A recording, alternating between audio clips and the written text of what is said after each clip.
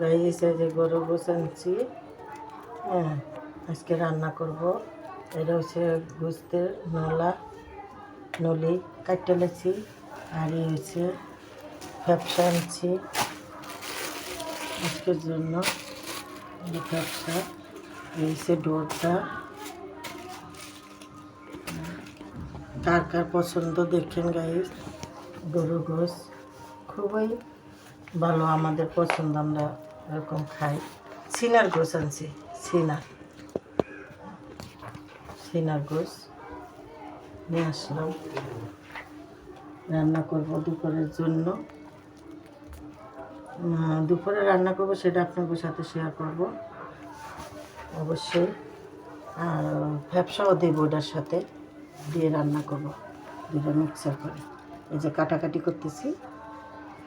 আসসালামু আলাইকুম, আল্লাহ হাফেজ।